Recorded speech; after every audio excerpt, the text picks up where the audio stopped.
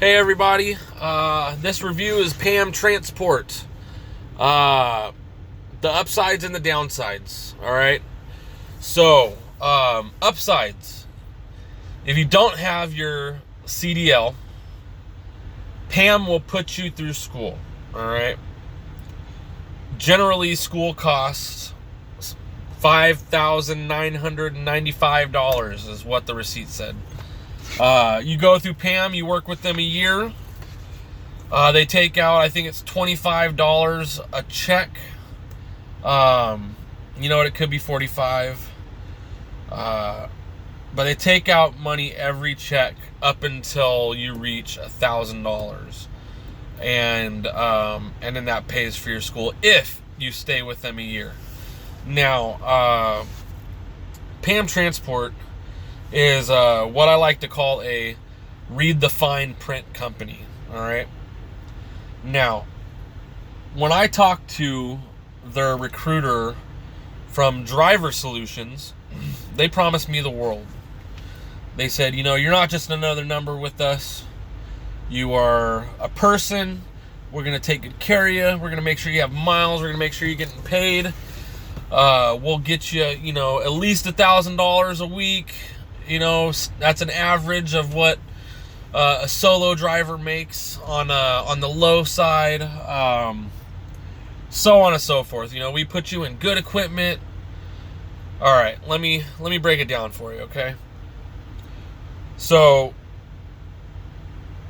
once I got done with C1 driver training, which I love you guys, they put me with a trainer. All right, they said I had to do 80 hours with the trainer. My trainer was awesome. The 80 hours went by pretty quick because I'm conditioned to be driving a lot. I was a driver for rideshare companies for about 6 years, so being on the road long hours is fine for me. So I knocked that 80 hours out pretty quick. In that time, I think they were paying me like $300 a week, $400 a week. But when they take out their $25 here for the training, then they have a lot of deductions. All right, so it ended up becoming like $250, $300. So did the time on the road with the trainer, and afterwards they sent me to their orientation. Orientation was 3 days, and the first day we did our classroom work. The second day we did our a little bit of classroom work and then testing on backing. And then the third day we were issued our trucks. They didn't have a truck at the Irving yard for me, so myself and two other drivers had to get a rental vehicle, and which was under my name, and we had to drive up to Indianapolis, Indiana, and there they had trucks that they're gonna issue us. Okay, so they give us a inspection form on these trucks. So we got there. It was middle of the night, and I was excited to check out my truck. So we found my truck. We found one of our other guys' trucks, and then the third guy, his truck wasn't even at that yard. It was being worked on somewhere. So it was kind of just it was a little weird. But anyways, I get into the truck that they were issuing me, and it was this very old, what I mean by very old is I go by mileage. I don't really go by year dates. 500 plus thousand mile International, which was a 2014. This truck barely ran.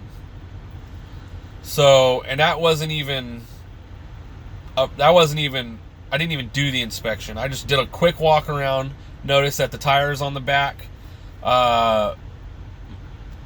two of them were below spec, were below 2/32. One of them had chunks missing out of it, and another one was feathered. What I mean by feathering is the tread on the inside of the tire. It had waves in it. So the body of the truck was just in super bad condition, and the thing barely ran, and was also making a bearing and belt noise underneath the hood. So I called the driver manager that was on that night, and I said, "Hey, listen, I'm not taking that truck. There's nothing you guys can do to make me get in that truck," which was good, because they ended up putting me into like a brand new-ish international, or I'm sorry, brand newish Peterbilt. It was a 579, and it had like 50,000 miles on it, which is a fantastic truck. If you were able to get in one of those, they're very comfortable. They do exactly what they need to do, and there's plenty of room in them. They also have power inverters and refrigerator, TV mounts. I had one with a top bunk, so I didn't have anybody with me, so that top bunk became storage. So I have all my stuff with me, and it made it very nice. So I get on the road with them solo in that truck, and first week goes by, and my paycheck was a lot lower than it should have been. Now their pay scale, I signed a contract with them for 30 cents a mile. And then once I get my hazmat, then it goes up a couple cents. When you get your 90 days, it goes up a couple cents. And then we're supposed to get what they call per diem, which is $63 a day. And that's for subsidy for truck drivers that when you're away from home, the government gives you, and it is supposed to be separate from your paychecks. You're supposed to have two different lines on your paycheck, one for what you made for wages and another one for what you made for per diem, and then total at the bottom. So, like I said, there's a lot of fine print with Pam, all right? What you think you should be making, you're not going to make. And let me tell you why. First, once you do a couple of weeks, you're going to start noticing that you're bringing in $400 or $500 a week. Doesn't matter how many miles you're driving. Well, it does, but I mean, you could drive a couple thousand miles, and you're going to see a $400, $500 paycheck. And I called and said, "Hey, something's wrong with my paycheck." And they said, "Well, let us figure out what's going on, and we'll call you back." And so their payroll lady called me back, and first, I mean, she was just a very, very nasty individual. She spoke down to you. She didn't treat you with any respect. She was very snappy when you asked questions, as far as bad attitude. So her response to my asking about what's wrong with my paycheck was that nothing is wrong with my paycheck. So, you do the math on the miles that you did times 30 cents a mile, and you should come up with what you're going to be making, minus taxes and, their fees and stuff, okay? So, yes, they take the training, their driver training, your CDL training out of your paycheck every week. They also take any type of deposits. So you also have this $25 a week that you have to give them for your deductible, for your insurance deductible. Now, I don't believe that's quite fair, but, I'm still giving them a chance because they got me my license. At that point, I just, wasn't too happy. But I finally, after about a month, I'm like still getting paid that $400 or $500 a week, and that really doesn't pay the bills. And so I called again and said, hey, something's wrong with my paycheck. And they said, no, there's not. There's nothing wrong with your paycheck. You're getting paid everything that we owe you. And so I'm like, okay. I'm like, how do I find my pay stubs? And they said, oh, go to this website and register and all of that. And then you can pull it up on there. So I ended up pulling it up on there, and doing the breakdown. I'm seeing all my trips, all of my miles, and I'm like, yeah, all the trips and all the miles are on there. And then I see something to the right. It's called unit/measure, and it says 0.16. And I'm like, well, what is that? That has nothing to do with what I'm doing. And so I started adding up my paychecks, and come to find out, Pam is paying me 16 cents a mile.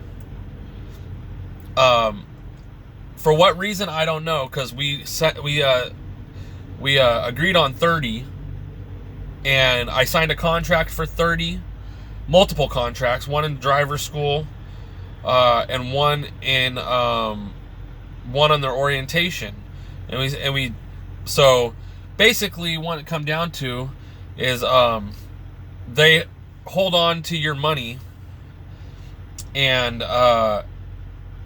for what reason, I don't know. I'm still trying to get the contract from them, the last contract that I signed. I've stopped at 2 of their terminals already, and neither of the terminals have them on record, or they say that they're at a different terminal whenever I go. So it's very shady what they're doing. But yes, you are getting paid 16 cents a mile when you're supposed to be getting paid 30.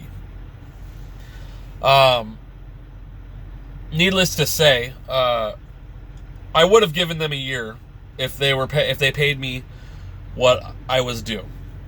But with all of the I can't live on $400 or $500 a week. It doesn't pay the bills, especially when I'm not at home. I don't get to spend time at home with my family. I'm out on the road for 3 weeks at a time.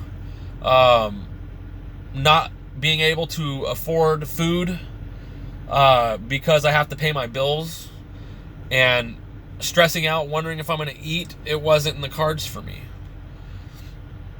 If you can live on $400 or $500 a week for a year, by all means, give it a go.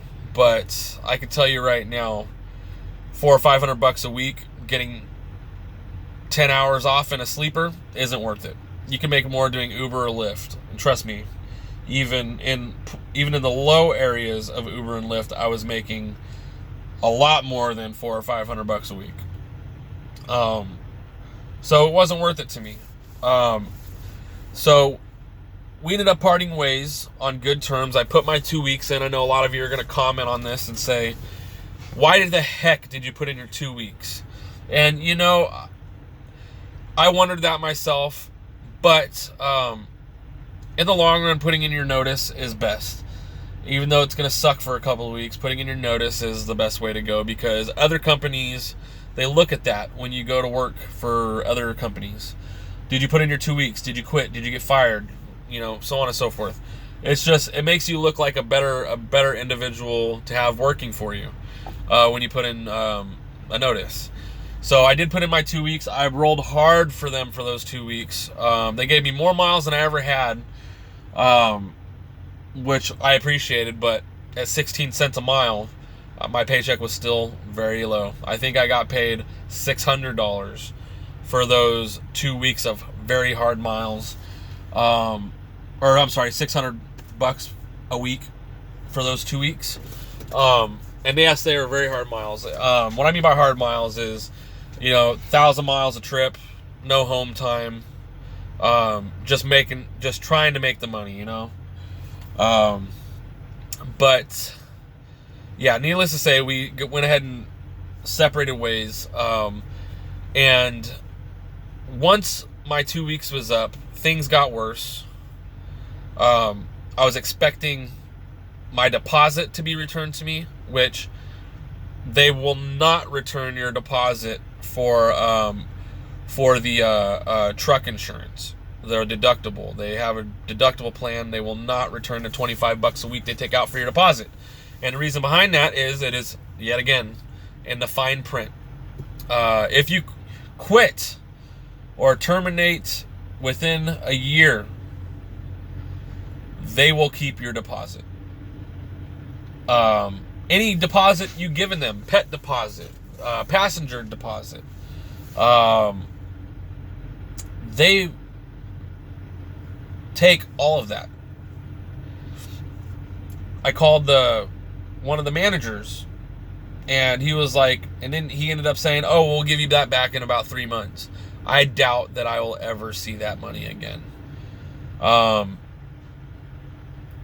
But if you ask me, in my opinion, which we are allowed to have opinions, PAM Transport, you might think about finding another program to get your CDL, because trust me, there are tons out there. You are just another number to them every time you call and talk to a driver manager. It doesn't matter if you talk to them a million times. You got to give them your truck number. It's like that for a lot of companies, but when they say you're not just another number, you are just another number.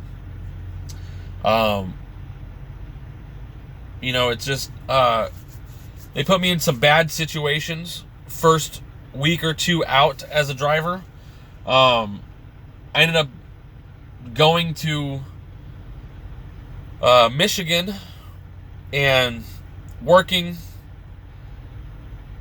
up to my 34-hour reset, and it was negative 22 degrees the time I went, and they didn't realize I was getting close to my 34 reset, and I told them plenty of times. They wanted me to pick up a load and take it back down to Texas. I said that's fine, because I live in Texas, and I'd like to get home to see my family, and I'm out of supplies, I'm out of money. So then they're like, "Oh, okay, go pick this load up, and then start heading home." And I said, I don't have enough time left. And they said, "Well, go pick it up, and we'll figure it out." So I went up to Michigan, ended up getting stuck in that polar vortex in Michigan. They left me up there for my reset, and there was nothing around. Luckily enough, I was parked behind a movie theater, and they let me park there for a couple of days while I did my reset. The weather was horrible. I mean, just the wind was howling, and it was negative 22 with a wind chill factor of like negative 50. And as a brand new driver, I don't think it's very smart to send new drivers through weather like that without having the proper training, or even being on the road for a while. I mean, I was green. I was on the road for I think a week or two at that point once they sent me up there, and I'm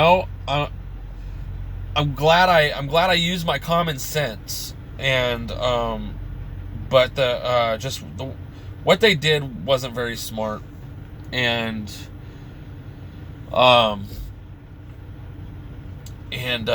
don't know. I'm just I would just be very careful if you did decide to go with them.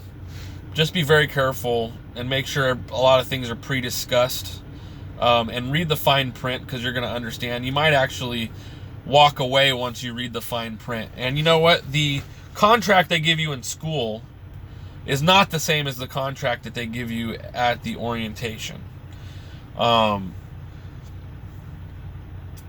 So just understand that when you go to work for them, you're not going to be making their 30 cents a mile. They're going to be taking 14 cents of that per mile. And where it goes, I don't know. But 16 cents a mile isn't worth it to anybody. As a truck driver, once you have your CDL, you can go places, make 38 cents a mile, 42 cents a mile, 46 cents a mile. Right now I'm at a place, and I'm making 46 cents a mile. Older truck, but I'm making good pay, and my paychecks are fantastic.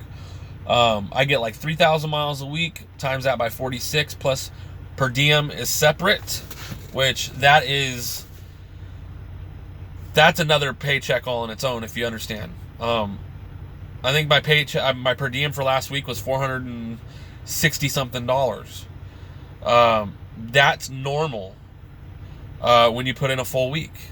Your paychecks, if you're putting in 2,300 miles and you're making 40 cents a mile, let's say, you should be getting around $600.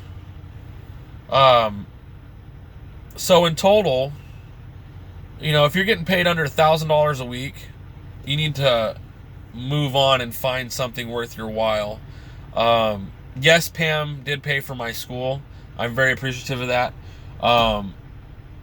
I weighed out my option. If I left Pam, then I would have to pay for my schooling in full, or set up a payment contract with Driver Solutions. So Driver Solutions hasn't called me to even set up a payment yet. I haven't called them to set up a payment yet. But the price tag on the school is $6,000. All right. Now, I left Pam knowing that I was going to have to pay that $6,000. And when you're making, $1,500 a paycheck, and for a normal business, a normal company, being a company driver, and you're making $1,500 a paycheck, that $6,000 doesn't seem like very much.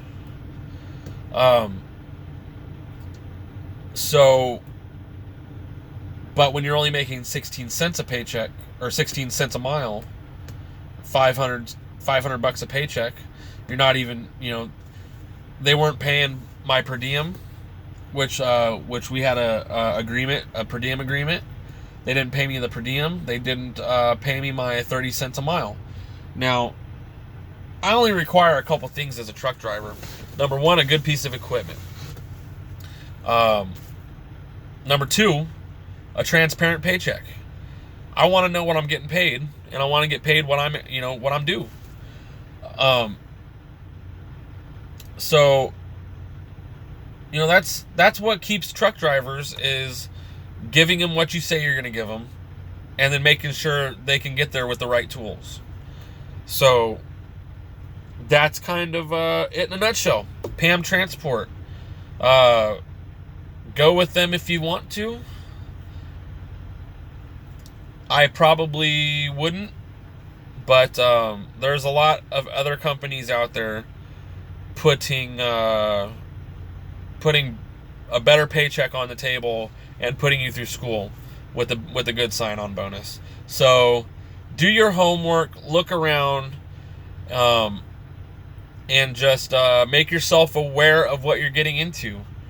Read the fine print in that very last contract, because what you read will blow your mind. So, but yeah, Pam Transport. It is, in my opinion, that they're not the greatest company to work for. And I hope you guys just be smart about it and just read the fine print. Thanks, everybody. Hope you liked what I had to say. If you know people that want to go to work for Pam, please show them this video. Let them be aware of what they're getting into. Yeah, like and share. Have a good day. I'll talk to you guys soon.